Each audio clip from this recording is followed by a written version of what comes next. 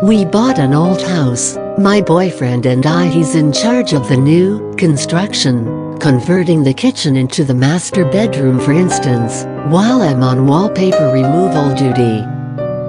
The previous owner papered every wall and ceiling. Removing it is brutal, but oddly satisfying. The best feeling is getting a long peel, similar to your skin when you're peeling from a sunburn. I don't know about you, but I kinda make a game of peeling, on the hunt for the longest piece before it rips. Under a corner section of paper in every room is a person's name and a date. Curiosity got the best of me one night when I googled one of the names and discovered the person was actually a missing person, the missing date matching the date under the wallpaper. The next day, I made a list of all the names and dates. Sure enough, each name was for a missing person with dates to match. We notified the police, who naturally sent out the crime scene team. I overheard one tech say, "Yup, it's human." Human? What's human? Ma'am, where is the material you removed from the walls already? This isn't wallpaper you were removing. I hate it when my brother Charlie has to go away. My parents constantly try to explain to me how sick he is.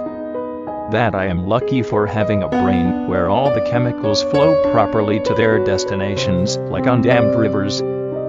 When I complain about how bored I'm without a little brother to play with, they try to make me feel bad by pointing out that his boredom likely far surpasses mine, considering he's confined to a dark room in an institution. I always beg for them to give him one last chance. Of course, they did it first. Charlie has been back home several times, each shorter in duration than the last. Every time without fail, it all starts again. The neighborhood cats with gouged out eyes showing up in his toy chest, my dad's razors found dropped on the baby slide in the park across the street, mom's vitamins replaced by bits of dishwasher tablets. My parents are hesitant now, using last chances sparingly.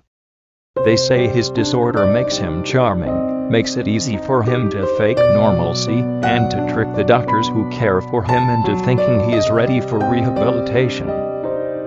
That I will just have to put up with my boredom, if it means staying safe from him. I hate it when Charlie has to go away. It makes me have to pretend to be good until he is back.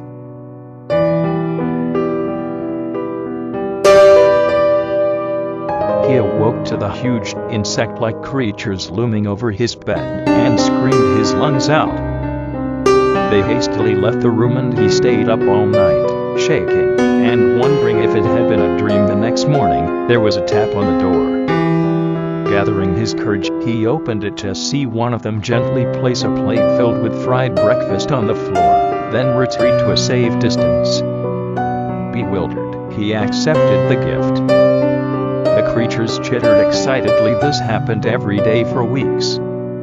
At first he was worried they were fattening him, but after a particularly greasy breakfast left him clutching his chest from heartburn, they were replaced with fresh fruit. As well as cooking, they poured hot steamy baths for him, and even tucked him in when he went to bed. It was bizarre. One night, he awoke to gunshots and screaming. He raced downstairs to find a decapitated burglar being devoured by the insects. He was sickened, but disposed of the remains as best he could. He knew they had just been protecting him. One morning the creatures wouldn't let him leave his room. He lay down, confused but trusting as they ushered him back into bed. Whatever their motives, they weren't going to hurt him. Hours later, a burning pain spread throughout his body. It felt like his stomach was filled with razor wire. The insects chittered as he spasmed and moaned. It was only when he felt a terrible squirming feeling beneath his skin that he realized the insects hadn't been protecting him. They had been protecting their young.